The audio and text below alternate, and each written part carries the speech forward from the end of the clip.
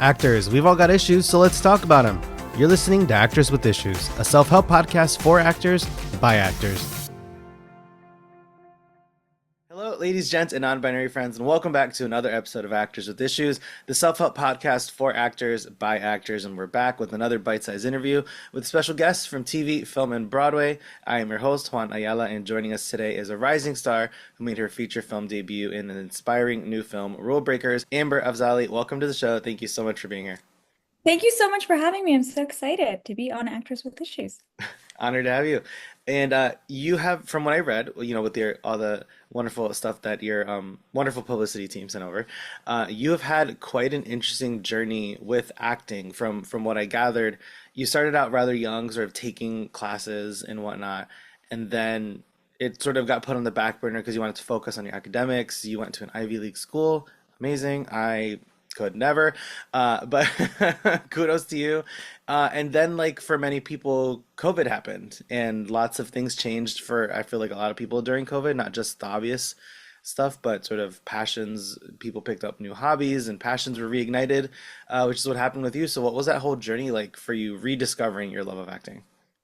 Yeah, I mean, you summed it up really well. I think during the pandemic, there was just that moment of like, okay, so I'm studying political science, I'm adding psychology soon. And I didn't know at the time I was going to add psychology because by being in the pandemic, I was able to take like excess amount of classes and finish poli sci earlier and then do psych. But I was doing political science and I was like, maybe I'll add something, a minor or something here or there. And I felt that I would go to law school and that was kind of the pathway that I was set on. But I still had that creative itch. I was like, this is great and all, and I really love doing this, and I really love being able to help people. And I can't wait to go to law school, but I still feel like something's missing. Like there's this creativeness that I've had throughout my life that I just don't know where to channel that to. And so when I was younger, I did acting and I decided, you know what, like, let me see if I still like it. Like, I'm a big fan of the films, I'm a big fan of TV shows. I really like certain performances. Like, let me see if I still have what it takes and if I still like it even. And so I took an acting class. I really loved it. I loved it so much. And it turns out I had a knack for it because shortly after I was like introed to a couple of different managers and agents, and I went with the manager that I have today. She's incredible. And yeah, this was my first audition. And then it just kind of got the ball rolling. And when something happens so easily or seamlessly, you kind of feel like the stars aligned on it. It's meant to Yeah. be, that's the path. So it didn't feel forced at all. And that's something that I was like, you know what, this is good. I'm gonna stick with this. And I mean, like you described your academics before, you have a hell of a career to fall back on, should you decide to ever, and a lot to draw on for future roles, especially with psychology. I feel like that's such a good choice for actors um, to study in just any of the social sciences. Like you just want to know how the world functions and how society functions, how people individually function and all of that. I feel like there's so much good material in there. I haven't taken that since college, and that was a long time ago. But yeah, so with Rule Breakers, like you said, it was your first audition back. So clearly you weren't very rusty. Sort of things just clicked. And then you booked it, and here we are to talk about it. And I know that robotics isn't like obviously it's not considered a sport, but in terms of the film, like I saw Rule Breakers very much as like one of those inspiring sports dramas that were all over the place in the 80s and 90s, especially, if that makes sense. And No, it yeah, is. We definitely describe it as like a sports film. I yeah. know it's not, it's like the robotics doing the sporty part of it, but they're the ones who are doing the moving and the maneuvering. But we describe it as a sports film with like high energy, high stakes. Yeah. Yeah. And yeah, because you have this group of young women who are trying to make a difference and make a life for themselves and going against the grain in the face of adversity very much ties into what those classic like sports movies are all about. It's young people trying to overcome something and prove their worth and do something with their life. But what would you say was a key takeaway from the experience filming the movie? Like how have you changed from that experience? I think I've become a much better actor. I think as an actor, and this was something I learned on set. This was not something that was known. You go on set and your job is to be an actor. And I know that I'm of Afghan heritage and this project was so exciting. And sometimes I got to pitch in my ideas and my feedback. But ultimately at the end of the day, I learned like what it means to be an actor. It's you kind of go on set, you can't see the big picture as an actor. And so some things that I was like, huh, I wonder why we're wearing that or why we're doing that or why that's the way that it is. But I look at the big picture now of the film and I'm like, that all makes so much sense. Like that makes so much sense. That's what it means to be an actor is kind of to be that piece of a puzzle, you know? And so I learned what that meant. I learned like certain things like cues and call sheets and like things that I didn't know. Like honestly, I Yeah. didn't know how to find your light. Like this was like a crash course in being on set. And luckily I was surrounded by such supportive actors and actresses and such amazing crew. So everybody was very, very helpful in me finding my way on here.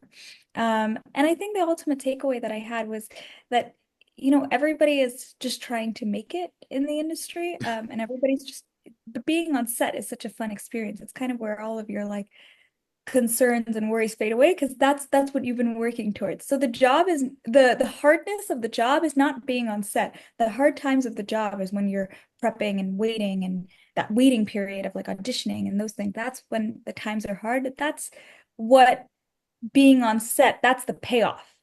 Yeah. So yeah, there are definitely hard times since after that shoot. Like it's been a tough industry. I mean, I think everyone can relate to that. But ultimately our job is to do those hard times and then that once we're on set, that's a payoff. That's like a bonus Yeah. for us. Really nice. Yeah, for sure. I feel like I've heard pretty much since I started, was very much, the actors, your job is to audition, and when you get the job is when you get to play. Yeah. And, very much something I really carry because it's like, yes, like our job is to audition. You have to do that constantly.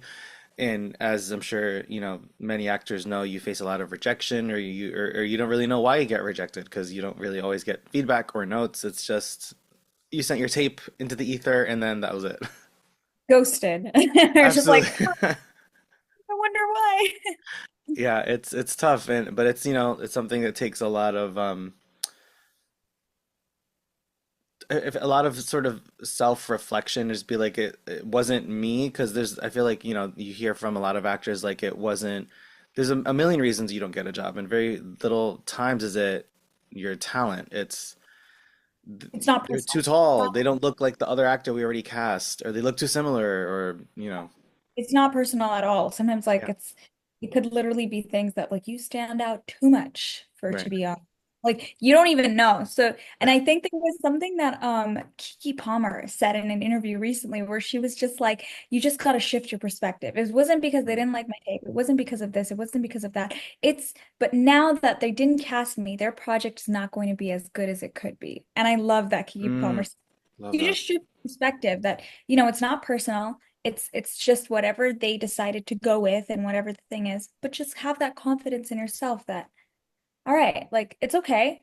They're a loss. I'm moving on. I'm gonna do something else. It's great. There's always something else on the road for you. yeah, Like there's something that fits every person. That's the beautiful thing about the industry is that we are expanding more and more to include people from different backgrounds and different yeah, places. Even though that is slim and few, I think it is. I'm an optimist and I think it's me too. expanding.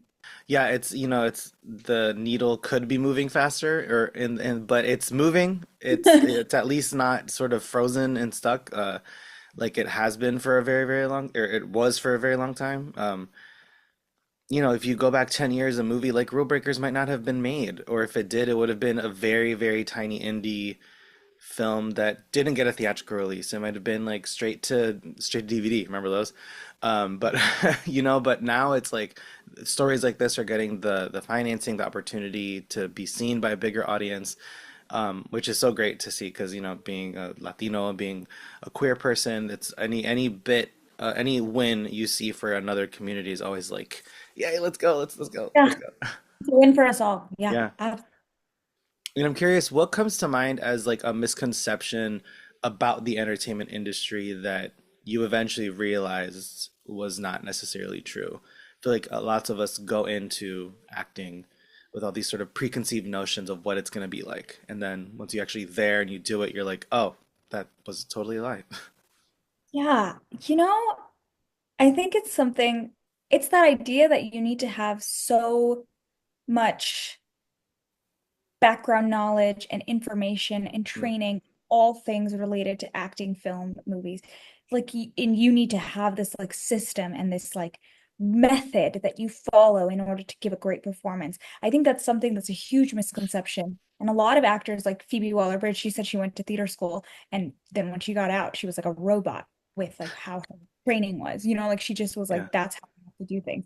But then she realized like she has to unlearn all of that in order to just become herself again and have her own quirks. Because what is interesting about people is that we're all so different. We have our own quirks. So I feel like we look at certain actors who talk a certain way and we can immediately tell that that's them. That might not have been the traditional method of doing that scene or doing that line, Yeah. but they have their own unique way and unique take because of their life experiences and their background and even their down to their DNA.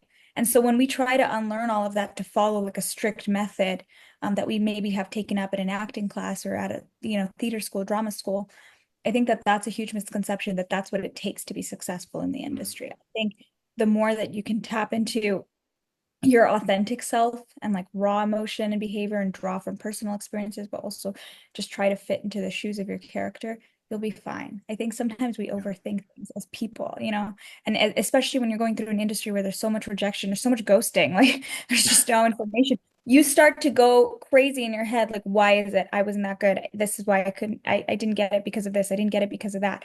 But you have to know that they just went with someone else. And so you keep doing you, you keep being the way that you are. Of course, always work on your acting. Of course, do more scenes, but don't erase what makes you Yeah. you. Yeah, I absolutely agree. Because you hear so much about method acting and specific techniques and whatnot. And of course, it's good to have that sort of like little arsenal of knowledge. But then there comes a time that you don't have time to do your technique and your method. They're rolling cameras. They've got to go. Like they're on a budget. They can't take that time to accommodate. And all of those things are very necessary and very useful, especially in theater, because you have weeks of rehearsal to develop the character.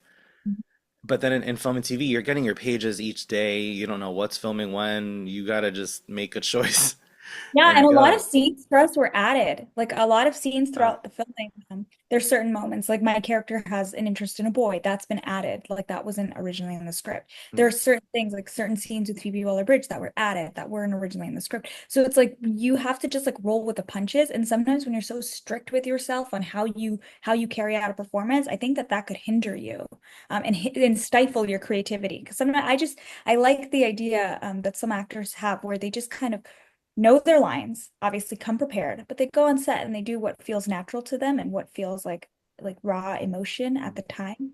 And that to me is when you get some of the really cool performances and the little nuggets of like, wow, I would never have yeah. thought that they would have done that way. That's really cool. Yeah, that those changes really and like that spontaneity just adds interesting moments to the filming. Like you said, these little things that they see, they probably saw certain moments or certain connections throughout the filming process. They're like, oh, we need to give them a little more to do, or they're missing something here, so let's add that into a later moment here. I always love hearing TV shows when the creators of a show will be like, oh, this was supposed to be a minor role, but they had such great chemistry with everybody that they ended up becoming a regular by season I two. love Like, those stories. I yeah, love those stories. That gives hope too, because we all start off with, we have like little roles here and there that we're auditioning for, right? So when you book one of those, I mean, even now after this project, I'm still auditioning for the I don't want to say small parts because there are no small art parts. yeah, But you audition for those maybe more minor roles, more like guest star features. mhm, So you do hope that in the back of your mind, if you do good work, people will recognize it. And maybe it's that instant where they're like, yeah, come back. Like, yeah, do this again 20 times. Like, we want you here. right, Maybe it'll be long term and maybe you'll have make a really good impression on a casting director, a director, a producer, the other actor. It's like, who knows? But as long as you have fun with it and you're giving an authentic performance, I think people will see that. yeah, absolutely. And before we go, our last question each episode is in 10 words or less. What advice would you give to a young actor?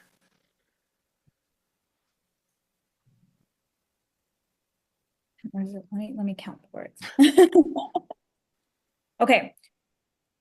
Don't simply accept a no there's always a way. Yeah. Okay. Love There's always, that. I think that that's something that I live by. For example, I'm going to give a real example. I was studying at Penn when this film was going to shoot. And I was originally going to shoot in the summer, and I was like, perfect. So I can do it. I'm not going to be in classes. I'll maybe be 1 week late to the start of the semester, but that's orientation week. It's going to be fine. What ended up happening is that filming got pushed, and it got pushed to fall and winter. And that's when midterms and finals Yeah. are. That was really intense for me to be able to work that out. And what I ended up doing is I like sat down with each professor. I ended up taking more classes than I anticipated, sat down with each professor, told them the situation. Um, you know, some professors said no. Some professors fully just were like, I can't do that. I can't work with you if you're going to be gone for like 8 weeks of the semester. Yeah. But the other professors, there was three professors who said yes. And so because I overloaded myself, I went small. And a lot of people are telling me you're going to have to take a gap semester. You're going to have to take a gap semester. I was like, I want to graduate with my class. Yeah. So then I took 3 classes. And plus I was on financial aid funding. So I didn't want to lose that by Yeah. being part-time or, not at school. So I ended up those 3 classes were my like lifeline to being full-time student. Yeah. 3 of them said yes, and I was able to continue pursuing my education that semester. And yes, I had to work like around my schedule. I was up till 2 a.m. sometimes because of the time difference, and I had a call time at 5 a.m. But there was a way, and I was grateful for that being prevalent in my life, like for that even existing, for that option. I was grateful for that. So even though people told me you're gonna have to take a gap, it's not happening, it's too much. I was like, no, there's going to be a way to do this. There's a way. Well, Amber, thank you so much for joining us today. If anyone wants to give you a follow anywhere on social, where can they find you? Yeah, Instagram is the best platform for me, and it's just going to be at Amber and then my last name, Afzali, so Afzali. Awesome. And again, everyone, thank you so much for listening. Thank you for watching. Make sure you subscribe to the channel or to the podcast if you are listening on a podcast platform. And we will see you next week. Thanks for joining us. Actors with Issues is hosted and produced by Juan Ayala. If you enjoyed today's episode, subscribe to our YouTube channel or on the podcast platform you're listening to. Visit actorswithissues.com for exclusive news and reviews, and give us a follow on Instagram and TikTok at Actors with Issues.